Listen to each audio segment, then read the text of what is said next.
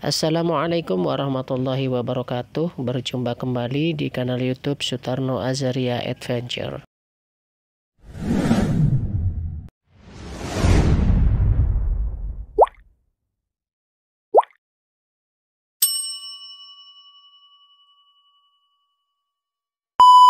Alhamdulillah, di episode sebelumnya telah kita angkat bagaimana cara kita menyikapi tentang klarifikasi daripada Kiai Haji Marzuki Mustamar dalam khutbah beliau di Masjid Nasional Al-Akbar Surabaya pada tanggal 27 September tahun 2024. Dalam hal ini Ustadz kita yaitu Ustadz Zainal Abidin angkat bicara mengenai arah klarifikasi beliau ini di kanal YouTube-nya dalam hal live streaming, yaitu di sesi bincang serius dalam tajuk membaca arah klarifikasi Kiai Marzuki Mustamar. Mari kita simak bagaimana penjelasan beliau ini di kanal YouTube-nya, yaitu kanal YouTube Zainal Abidin Official. Barakallahu fikum. Wassalamualaikum warahmatullahi wabarakatuh. Pemirsa sekalian, di jagat nyata dan jagat maya beberapa hari ini sedang gempar oleh sosok M2. Masya Allah. Siapa sosok M2 ini? Yaitu seorang kiai ya, dari salah satu ormas Nahdlatul Ulama, tepatnya Pak Kiai Marzuki Mustamar ya, Mustamar, yang infonya di jagat media dikatakan alhamdulillah sudah mendapatkan hidayah atau sudah ke atas sunnah ya, kembali ke jalan sunnah dari dasarnya dari video beliau saat khutbah Jumat kemarin ya, pekan kemarin tepatnya tanggal 27 September di salah satu masjid. Namun oleh para pegiat ya, YouTuber atau pegiat medsos ini, apakah pernyataan tadi benar atau terburu-buru dalam menyimpulkan? Di hadapan saya ini ada mantan mahkota NU beneran ya, tapi insya Allah sudah benar-benar mendapatkan hidayah sunnah insya Allah. Assalamualaikum Ustaz. Ya, waalaikumsalam warahmatullahi wabarakatuh. Gimana, sehat Ustaz ya? Alhamdulillah. Masya Allah, bisa far Ustaz, mudah-mudahan Ustaz sehat, Ya. keluarga sehat, dan teman-teman juga sehat insya Allah. Ustaz, kami konfirmasi nih Ustaz, ini Ya. Ustaz beneran kan Ustaz ya, mantan mahkota NU nih Ustaz ya? Insya Allah. Insya Allah Ustaz ya. Tapi insya Allah kita ini di sini mendudukkan, berdiskusi, jadi antara mudah menyimpulkan atau memang adanya seperti itu Ya. kondisi dari M2 ini Ustaz ya. Ya. Jadi Ustaz Dr. Zainal Abidin LCMM Hafizahullah Ta'ala akan berbicara tentang membaca arah pemikiran Pak Yai ya, Ustaz, Ya. Pak Yai Ya. Marzuki Mustamar. Pertanyaannya begini Ustaz, Ya. apakah isi di khutbah Jumat tersebut sudah biasa di masjid-masjid, di pondok-pondok salafiyah, atau mungkin biasa dibahas di kitab-kitab pada saat kajian mereka Ustaz? Bagaimana Ustaz? Baik, ya. Bismillah. Wassalatu wassalamu ala Rasulillah wa ba'd. Ya, kalau kita membaca kitab-kitab yang dikaji di pesantren dan juga dasar ke-NU-an ini buku saya dapatkan ketika saya dulu masih ikut penataran Ikatan Pemuda Nahdlatul Ulama. Masya Ibnu namanya. Ibnu, Ya, ini cetakan tahun 81. Masya Allah, 81 Ya, belum lahir. ya. Nah, kalau kita melihat latar belakang sejarah berdirinya NU, Iya. ya, kita baca secara tekstual. Baik. Seperti yang telah kita ketahui, NU didirikan di Surabaya pada 16 Rajab 1344 Hijriah atau 31 Januari 1921. Tokoh utama yang mendirikannya adalah Kiai Haji Abdul Wahab Hasbullah, yang beliau menjadi pendiri dan cikal bakal berdirinya pesantren Tambak Beras Bahrul Ulum. Ya, saya belajar di sana 3 tahun. Masya Allah. Sedang Rais Syuriahnya adalah Hadratus Syekh Kiai Haji Hasyim Asy'ari. Nah, adapun latar belakang didirikannya adalah satu, karena para ulama ingin mempersatukan umat Islam. Masya Allah. Itu ya. Ini mulia. Mulia Ustaz. Ya. Makanya ini juga nanti kita compare buku Sejarah Kebangkitan Islam karya Ki Haji Saifuddin Zuhri. Oh, Masya Allah. Ini ayahandanya Bapak mantan Menteri Agama RI ya, Pak Lukman Saifuddin Zuhri ya. Masya Allah. Beliau itu kalau nggak salah anak yang ke-9. Oh, Masya Allah. Itu ya. Diri juga ya. Yang kedua karena ingin memurnikan pemahaman syariat Islam. Baik. Nah ini, Baik. jadi bukan hal yang aneh dan secara zahir saya sih lebih pada kesimpulannya husnudzon. Beliau ingin mencoba menyampaikan ajaran NU yang sebenarnya. Oh, Masya Allah. Masya Allah. Yang kalau beliau menganggap sekarang itu menyimpang berarti beliau ingin mengembalikan kepada hittah NU. Ketika berdirinya tahun 1926 itu. Iya. Yang ketiga karena ingin mengusir penjajah. Yang keempat karena tanggung jawab dunia Islam. Gitu kan gitu. Dan kalau kita juga tarik lebih jauh lagi ya. Baik. Pernyataan-pernyataan yang sekarang ini menunjukkan bahwa seperti itulah aslinya ajaran Nahdlatul Ulama itu. Kita coba baca Sejarah Kebangkitan Islam ini karya Ki Haji Saifuddin Zuhri. Dengan demikian menjadikan kedua sumber hukum yakni Al-Quran dan Sunnah terjamin keterpeliharaannya, keduanya menjadi pedoman hidup yang tak mungkin menyesatkan sebagaimana yang disabdakan oleh Rasulullah sallallahu alaihi wasallam, taraktu fikum syai'aini lan tadillu ba'dahuma kitaballah wa sunnati. Ya. Halaman berapa tuh? Ya, halaman 132. Masya Allah. Telah aku tinggalkan di tengah kalian dua perkara tak akan selamanya kalian tersesat setelahnya, yaitu kitabullah wa sunnati. Ya. Dan kalau kita tarik lagi ke sana, kita coba baca kitab Perdebatan Wali Songo. Bahkan ini adalah buku karya Profesor Dr. Drewes, seorang peneliti tentang kejawaan dan juga sejarah Jawa yang sangat kompeten. Bahkan hampir nyaris mayoritas umurnya didedikasikan untuk meneliti karya-karya sastra Jawa. Nah, menariknya buku ini ditemukan di Italia. Oh, Masya Allah. Ya, di Ferrara, makanya disebut dengan keropak Ferrara. Oh, itu yang Keropak itu lontar atau rontal, Ferrara di kota Ferrara, Museum Arestia. Baik. Karena mencari penterjemah bahasa Kawi ini tidak menemukan di seluruh Indonesia, maka akhirnya menemukan Profesor Dr. Drewes ini. Oh, baik. Itu. Nah, yang menarik kita coba buka ya sedikit dari buku ini ya di halaman 42. Ya. Dari terjemahan versi bahasa Indonesianya. Baik. Ya. Jangan ragu dan jangan terkacaukan oleh pengetahuan yang sesat dan kafir. Karena Rasulullah telah bersabda dalam hadis qudsi, besok jika sudah mendekati hari akhir, hari kiamat, banyak para ulama dan orang soleh akan menjadi beku. Maksudnya apa? Maksudnya terasing. Oh, Masya Gitu. Allah. Menjadi tidak bisa bergerak. Baik. Ya.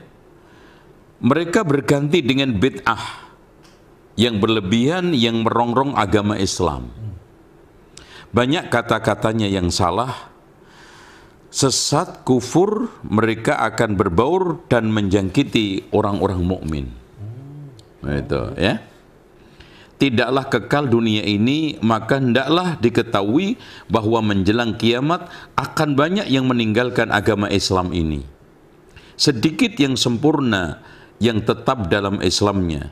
Banyak yang Islam lalu menjadi munafik, menjadi Yahudi, menjadi seperti iblis, dan ada yang menjadi sesat atau syirik, ada yang menjadi kufur dan kafir. Oh, Masya Allah. Bagus Ya. banget itu. Ya, artinya hal itu lumrah biasa. Ya. Nah, kita tarik lagi di dalam kitab Handbook Van Bonang ini. Ya. Ya, ini karya asli Sunan Bonang karena terbukti di dalam kitab ini di akhir daripada sajian kitab ini disebutkan kata-kata yang ini. Tamat carito canitro kang pakerti pangeran benang. Itu. Jadi maksudnya sudah selesai cerita yang dikarang oleh Sunan Bonang. Itu. Nah, menariknya di sini dikatakan bahwa mitroningsun karono siro iki opo-opo masiono sami-sami niro Islam lan mitroniro kang asih ing siro lan anyegaho siro ing dolalah lan bid'ah. Nah, ini menarik. Bahkan sebelumnya beliau berpesan supaya kita itu tidak murtad, gitu kan? Mitroningsun kalawan tan siro ojo ngambil tidening wong. Tidening wong maksudnya jangan sampai kamu mengambil ajaran dari luar Islam, dari selain orang Islam. Atawi ojo siro murtad ing samitroniro kang ase ing siro. Kupur hukume. Tegese ase iku amamarahi kaweruh kang sabenere. Wenang mitra iku yen tinggalono yen wus nyoto pangucape iku yen sasar. Ya, artinya kalau memang sudah itu jelas-jelas sesat dan yang lainnya ya ditinggalkan. Nah, akhirnya kalawan tosiro ojo acipto dunyo, kalawan ojo siro murtad sami-sami niro Islam. Artinya beliau berpesan sangat jangan sampai kecintaan kita terhadap dunia itu membuat kita itu murtad. Ya, sami-sami niro Islam maksudnya kita itu berpegang teguh terhadap Islam. Mitroningsung iyo kang keneng sakawan perkara iku kalintang kani gedekan. Dening pangeran maksudnya perkara 4 yang jelek yang menyebabkan murtad itu kani gedekan, gedek itu artinya dibenci dening pangeran. Itu gedek itu berarti bahasa Kawi yang sudah lama. Tuh. Terus wong kang mengkono iku mesum ing donya dateng ing akhirat. Mesum alias jahat dunia akhirat. Orang yang menukarkan agamanya dengan dunia gitu. Ini masalah hal-hal yang biasa. Artinya kalau kita usut kitab-kitab yang menjadi rujukan para tokoh Nahdlatul Ulama, kiai-kiai sepuh itu hampir nyaris seperti yang dikatakan sekilas oleh Kiai Haji Marzuki Mustamar. Jadi kita tidak sampai pada melangkah seperti yang dikeluarkan atau statement yang disampaikan oleh YouTuber ya, hanya untuk sekedar mencari viral, maaf ya gitu kan gitu. Seperti pernyataan beliau bahwa sholat raghaib dan yang lainnya itu adalah bid'ah.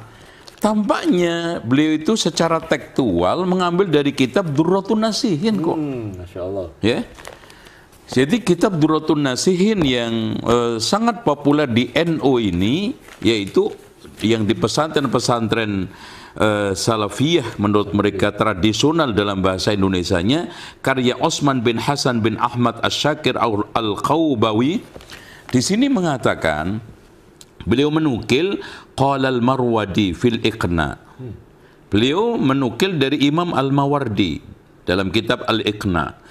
Yustahabbu saumu Sya'ban wa yustahabbu saumu Rajab wa Sya'ban. Memang dianjurkan secara umum Sya'ban, Rajab, seperti yang lainnya karena termasuk bulan-bulan Muharram kan gitu. Wa amma sholatu, adapun salat pada waktu bulan-bulan tersebut. Wa amma sholatu falam yasbut fihi sholatun makhsusatun. Tidak ada satu dalil pun yang menegaskan ada solat khusus bulan Rajab sama bulan Sya'ban.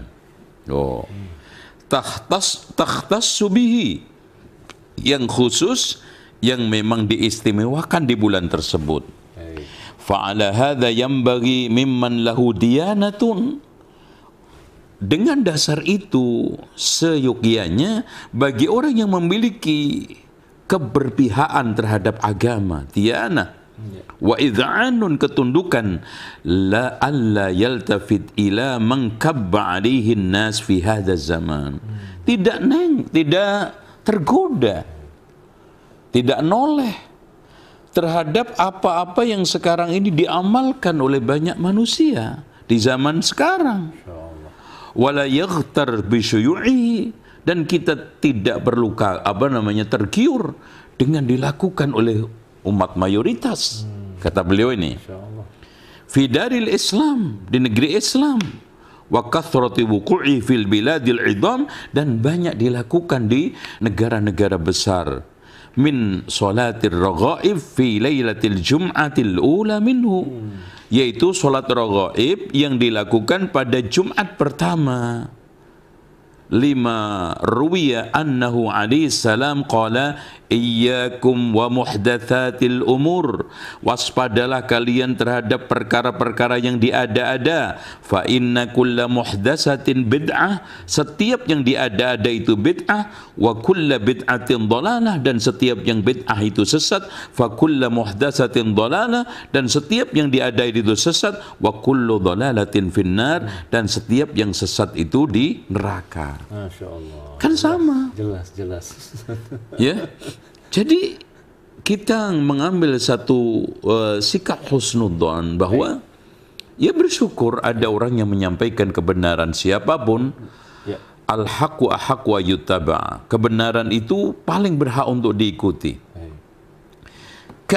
Sekarang arah pemikiran NU yang diambil dari kitab-kitab lama mereka, dan seperti itulah aslinya ajaran Nahdlatul Ulama. Itu. Ya, soal masalah niatan apa beliau, kita butuh tabayun. Apakah beliau itu merasa sudah adanya degradasi atau pembelokan sehingga beliau perlu untuk mengucapkan itu, menegaskan kembali ajaran asli Nahdlatul Ulama, kan gitu. Nah, kalau kita juga lihat di dalam kitab ini juga, ya, I'anatul Thalibin, ini juga sering dan bahkan menjadi kitab utama di pondok pesantren. Itu ngumpul-ngumpul setelah kematian, selamatan, dan yang lainnya itu dikatakan bid'atun munkaroh. Itu loh. Jadi di sini sebetulnya tidak ada sesuatu yang aneh, tidak ada sesuatu yang ajaib. Apalagi nuduh-nuduh Wahabi. Setiap orang yang menyampaikan bid'ah Wahabi. Sebetulnya kalau kita melihat ke belakang lagi melalui kitab ini, ya, kitab ke-NU-an. Sebetulnya Nahdlatul Ulama itu tentang Wahabi dan masalah Wahabi itu sudah selesai. Ya. Kenapa selesai? Karena di sini kalau kita lihat hasilnya dialog para kiai NU Nahdlatul Ulama ketika membuat komite Hijaz tersebut, dikirim ke Mekah, dialog dengan Raja Abdul Aziz, selesai. Nah, kita baca sekarang. Maka pada tahun 1926 para ulama mendirikan apa yang disebut komite Hijaz. Komite ini memberangkatkan Kiai Haji Abdul Wahab Hasbullah. Nah, lagi-lagi beliau, karena memang Masya Allah beliau ini tokoh sentral dan perancang utama lahirnya organisasi Nahdlatul Ulama. Dan Syekh Ahmad Ghanaim Misri untuk menemui Raja Abdul Aziz di Makkah. Dua ulama ini ditugaskan memperjuangkan paham ahli sunnati wal jamaah. Ternyata beliau berhasil. Dan membawa janji-janji yang diberikan penguasa Hijaz. Coba kita cek janjinya sampai sekarang ini diselisih enggak sama Saudi. Satu, meskipun para penguasa Hijaz Najd sekarang Saudi Arabia berhaluan Wahabi, namun akan bersifat adil serta melindungi adanya 4 madhab.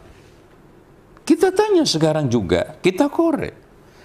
Apakah pemerintah Saudi, ulama-ulama Saudi sekarang itu membenci salah satu madhab?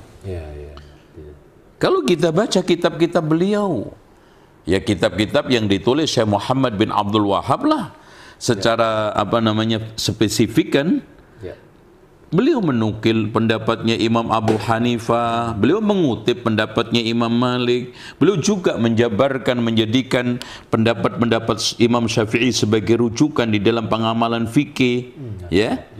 Apalagi Imam Ahmad, karena memang mereka Hambali, sebagaimana Indonesia juga Syafi'i. Tapi baik itu Hanafi, Maliki, Syafi'i, Hambali dijadikan sebagai madhab sah. Diakui di dalam buku ke-NU-an ini. Nggak ada permasalahan sedikit pun, ya. Nah, oleh karena itu sekarang permasalahannya berarti benang merahnya di mana gitu loh, ya. Nah, yang kedua, tidak dilarangnya pengajaran ahli sunnah wal jamaah atau yang berhaluan 4 mazhab yang telah biasa berlaku di dalam Masjidil Haram Mekah sampai sekarang. Ya, kitab-kitabnya Madzhabul Arba'ah dikaji di Masjidil Haram, Masjid Nabawi oleh para ulama-ulama kontemporer Saudi. Artinya Raja Abdul Aziz bersama anak cucu turunannya setia menjaga perjanjian tersebut. Tapi kenapa Wahabi terus digoreng, Wahabi terus diputar ulang? Tidak akan mengganggu atau melarang penziarah ke makam-makam yang ada di wilayah Hijaz Najd, terutama mengandung sejarah Islam. Orang-orang jamaah haji dengan bebas sekarang ini berziarah makam Rasulullah, Abu Bakar, Umar, ziarah makam yang ada di Baqi, ziarah makam yang ada di Ma'la. Itu.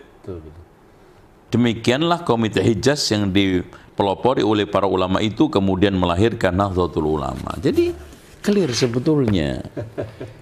Jadi kita kembali lagi masalah kaitannya dengan keislaman. Siapapun yang berbicara dengan objektif, dengan adil, kemudian tanpa ada tekanan-tekanan subjektivitas, dia akan mengatakan bahwa Islam yang benar itu adalah Islam yang diusung oleh para wali yang mendakwahkan Islam di tanah Jawa pertama kali.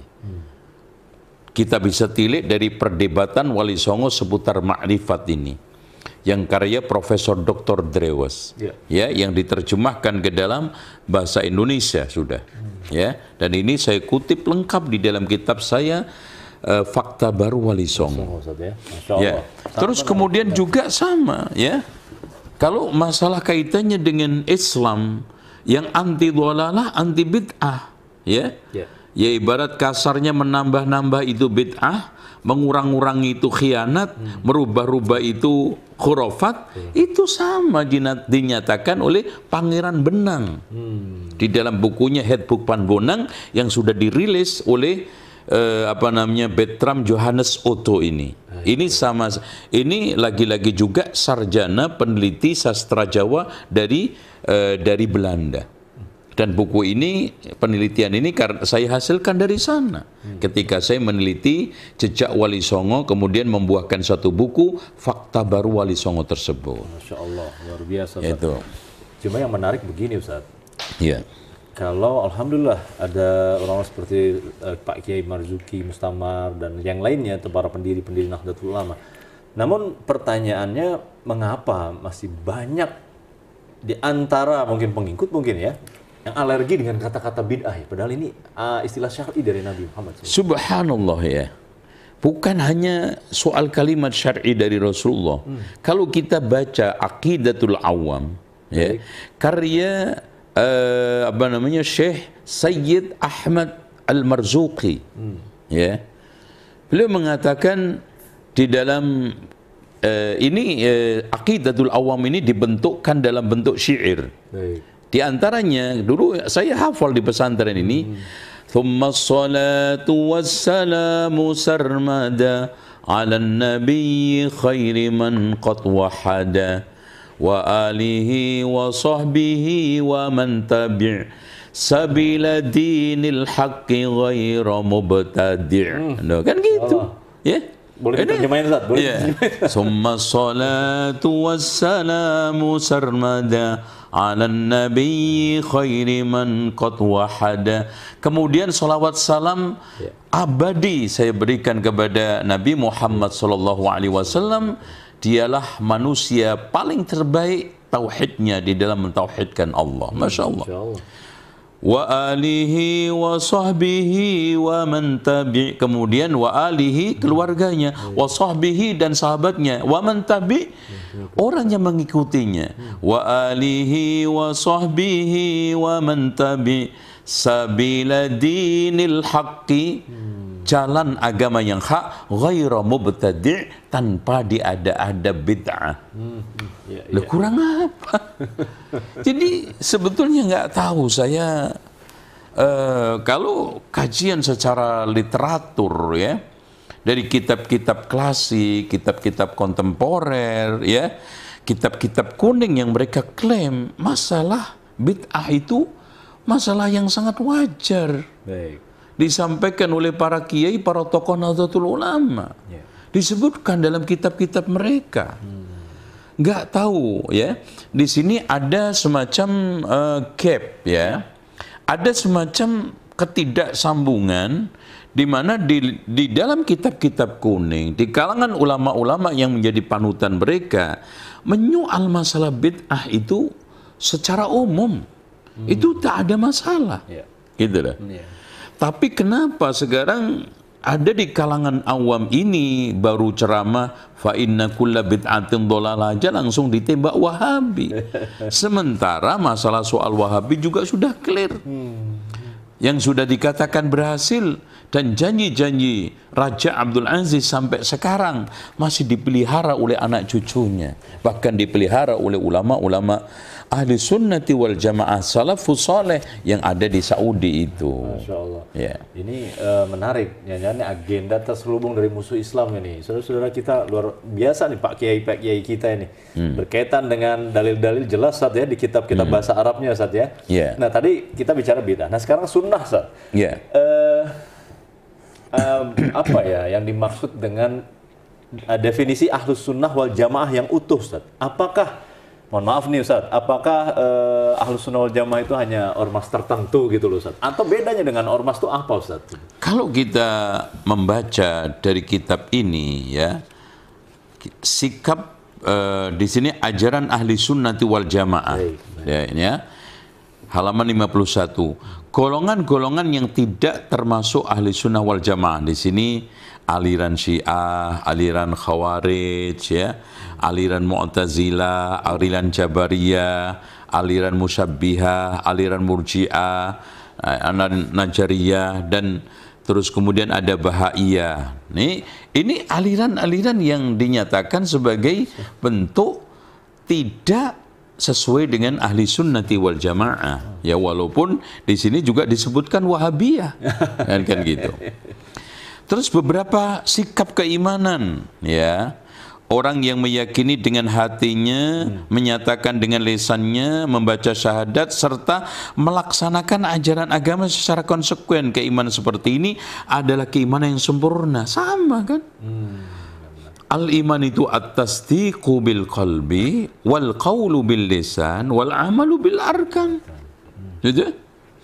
Dan di sini pengertian Tuhan yang Maha Esa. Di sini Allah Maha Esa, Maha Tunggal zatnya, yaitu zat Allah tidak ada yang menyamainya, dan juga zat Allah tidak dan seterusnya. Allah Maha Tunggal yaitu sifat Allah tidak ada yang menyamainya, dan juga sifat Allah tidak bertingkat-tingkat. Maksudnya ini sudah mulai Asy'ariyah. Iya. Tuh. Baik. Masalah mazhab, masalah kemadhaban ini, dia bersikap dalam masalah ijtihad. Terus kemudian ittiba, nih yang menarik. Baik. Ittiba kata di dalam kitab ke-N1 ini, qabulu qawli qailin bi ma'rifati dalilihi. Menerima ucapan orang yang mengucap, berpendapat, intinya menerima pendapat seseorang dengan disertai pengenalan dalilnya. Kan gitu. Nah, taklid kata beliau, qabulu qawli qailin bi ghairi ma'rifati dalilihi. Menerima ucapan seseorang tanpa mengetahui, tahu menahu tentang dalilnya, kan sama. Tuh kan gitu. Terus kemudian bermazhab. Nah, mengikuti mazhab berarti mengikuti Al-Quran dan Sunnah. Beliau ini di dalam kitab ini menurunkan satu hadis, wa innal ulama warasatul anbiya wa innal anbiya lam yuwarithu dinaran wala dirhama wa innama warathul ilma faman akhadhu faqad akhadha bihadzin wafir. Sama begitu. Nah, para imam mazhab dan keistimewaannya di sini disebutkan Imam Abu Hanifah dijelaskan bla bla bla siapa, Imam Malik dijelaskan juga ya semua ya biografinya, Imam Muhammad bin Idris pendiri mazhab Syafi'i dijelaskan juga ya, terus pengikut-pengikutnya bahkan dengan lengkap. Kemudian yang keempat Imam Ahmad bin Hanbal pendiri mazhab Hambali. Nah, ini jadi masalah kalau ahli sunnati wal jamaah di sini maksudnya adalah mereka yang berpijak kepada Al-Quran dan Sunnah, bermazhab fikih yang empat tersebut. Baik. Tuh, mungkin persoalannya masalah akidah, yaitu mengambil dari Asy'ariyah hanya fikih kepada mereka itu. Baik. Itu. Artinya Ahlus Sunnah wal Jamaah itu manhaj, Ustaz ya, pemahaman beragama ya, Ustaz. Iya. Tidak bisa kita parsialkan, misalnya mohon maaf, Ahlus Sunnah wal Jamaah itu hanya Nahdlatul Ulama misalnya, yang lainnya bukan. Nanti gimana Ustaz? Ini kan ormas tuh. Gimana Ustaz? Ya intinya begini, kalau kita membaca bahwa ini adalah sekedar ormas keagamaan, bukan agama. Artinya semua ini adalah model ormas-ormas yang lainnya. Artinya benar kita katakan benar karena sesuai dengan Al-Quran dan Sunnah, salah kita katakan salah karena tidak sesuai dengan Al-Quran dan Sunnah, kan begitu. Karena seperti yang dikatakan oleh Abu Hamid Al-Ghazali sendiri di dalam kitab Iljamul Awam an ilmil kalam, beliau menegaskan al-haqqus sharih, kebenaran yang tidak bisa dibantah adalah madhabu as-salaf, a'ni madhab as-sahabah wa tabi'in, kan gitu. Itu sudah Masya Allah, kan gitu. Apalagi kita membuka kitab-kitab yang lainnya, Masya Allah, seperti seorang tokoh yang sangat ditokohkan di kalangan mereka kan, Syekh Abdul Qadir Jailani di dalam kitab Al-Ghunyah, beliau mengatakan yang dimaksudkan Al-Firqatun Najiyah, kelompok yang selamat, yang pecah menjadi 73 golongan itu, yang Firqatun Najiyah itu Ahlul Hadis, kan gitu. Jelas. Nah, dari sinilah kalau kita itu kupas secara ilmiah sesuai dengan literasi atau literatur karya para ulama ahli sunnati wal jamaah, di sini sebetulnya sumber kebenaran itu sama. Benar. Itu al-haq ahaqqu ayyutaba, kebenaran itu paling patut untuk diikuti. Baik, ya? Masya Allah Ustaz. Sangat menarik Ustaz. Artinya kalau sudah dari awal sampai detik ini Ustaz, kita bisa simpulkan dengan poin nilai wasatiyah agar kita semua nih belajar berdewasa dalam beragama. Poin apa Ustaz tepatnya Ustaz? Yang paling terpenting di sini adalah poin bagaimana kita itu menegakkan al-musawah. Dan yang kedua adalah musyawarah. Ya. Karena hidup di tengah kemajemukan ya yang disebut oleh profil pelajar Pancasila itu kebinekaan global. Itu tidak ada cara yang paling tepat untuk merawat semuanya itu adalah mengadakan dialog secara aktif untuk mempertemukan perbedaan-perbedaan ini sehingga mendapat kerujukan yang benar. Itu nggak ada cara al-musyawarah. Kita dialog, kita duduk, kita bahas menggunakan akal dingin, kita bahas menggunakan dalil-dalil yang paten. Ya, kalau kita tidak temukan di dalam Al-Quran maka di Sunnah, kalau tidak maka kita temukan dari ijma' para ulama, kalau tidak sahabat tabi'in, kalau tidak maka disitulah ijtihad. Tapi ijtihad pun lagi-lagi tak boleh keluar dari koridor apa yang telah dibangun oleh ulama-ulama madhab tersebut, yaitu Abu Hanifah, kemudian Imam Malik, Imam Syafi'i, dan juga Imam Ahmad.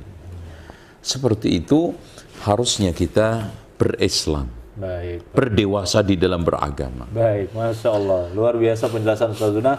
Pemirsa sekalian yang beliau tadi kutip, silakan bukunya bisa dibaca, Fakta Baru Wali Songo. Terus juga ada memitigasi fitnah Wahabi. Di karya-karya beliau, bagi para jamaah atau para pemirsa yang ingin memiliki, silakan ke nomor 0811 816600, 0811 816600.